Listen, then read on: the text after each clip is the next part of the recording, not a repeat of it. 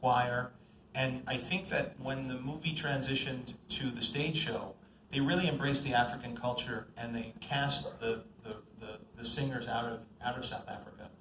And so we really wanted to continue that tradition. And so many of the people who sang in the movie were people that had been developed with the stage show, and we actually we worked in many continents. We worked in North America.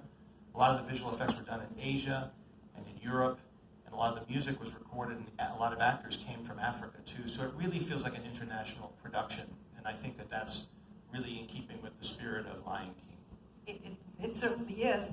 Now, in your prior work, you've always done a lot of really good balance of comedy, and then you go to very heartfelt moments, and that's obviously something Lion King needs very much. Yes.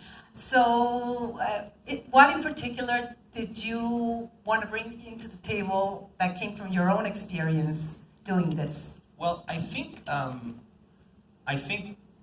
special thing about Lion King is how many emotions you feel. And there are some of the saddest scenes in movies in this, but there's also some of the happiest moments. And what's so special about this film is that the characters go through great difficulty, and even though the moments are very sad, by the end of the film you feel really uplifted. And I think it's wonderful. You know, for the people who grew up with it, it's one thing, but remember there's a whole new generation coming up that this is going to be a new experience for.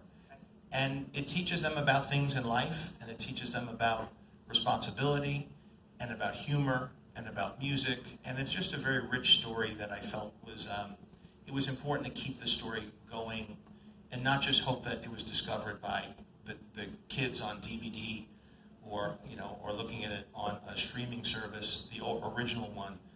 To see something on the big screen with a group, it's a much different experience. The communal experience is what I grew up with and why I love movies.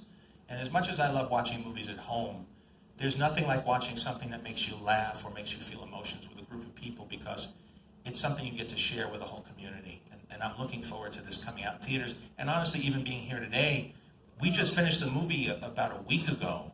And so this is the first time I'm seeing it with a crowd of people. So even your reactions to this really makes me very grateful. So thank you. Actually, a lot of these young students sent us in some questions for you, and Okay. we want to share them with you. Please. One of them is, and this is also very true, Latin America is very close to the story of Lion King, even though it's an African story.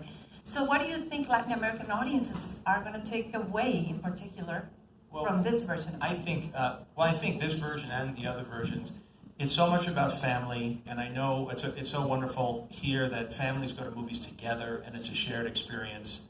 And what's nice about this is when I was younger, you look at it, you relate to Simba.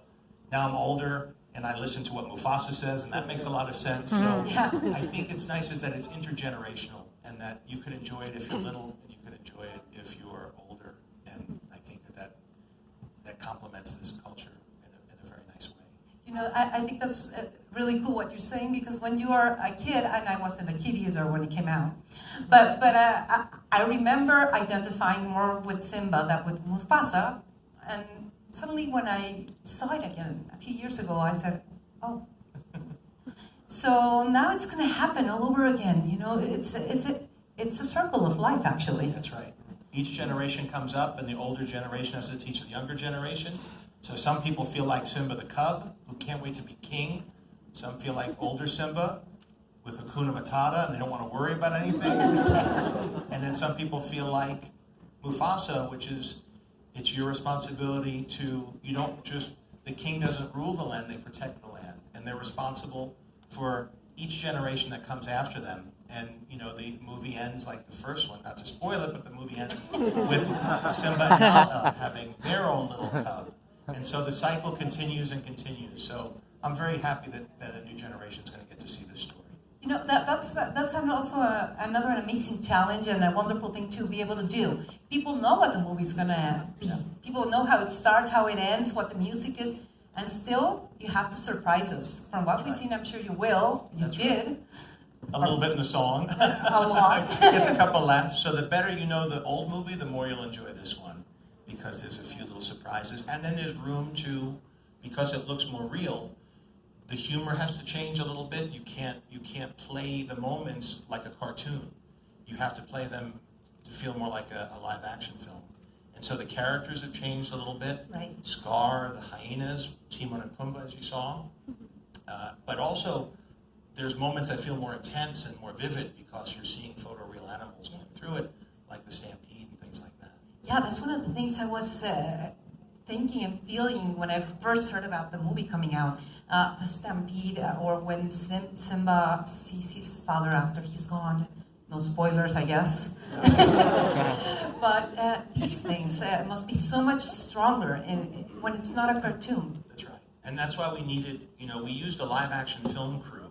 It was a very interesting process because the whole beginning of it, the first year, was just like if we were making an animated movie. We had storyboard artists, a script, character designs, show reels, and then when it came time to get it into the computer, we built the entire movie in virtual reality. Oh. So all the sets, all the characters, all the action was animated within a game engine, and we created a multiplayer virtual reality multiplayer video game that all the crew could put on the virtual reality headsets, and we would be inside the set with all the characters. And then our cinematographer, a wonderful cinematographer named Caleb Deschanel, who had done films like The Black Stallion, movies I grew up with. Yeah. He made, he would go in there with a camera crew and light it like a real movie. And we took all of that data and we used that to generate the images that you saw. And so for a moment like, let's say, Mufasa, so much of that is how you play the music and how you light it and how you film it. So that you don't want to look at everything the same way. You want to be suggestive and have beautiful images that are emotional, but not too graphic or intense. And so it takes the artistry of these filmmakers, and they brought that artistry to this project. And so what you'll see, hopefully, the way the camera moves, the way it's lit, the way it's photographed, will feel more like a documentary or a live action film than an animated film. And that's going to be so exciting.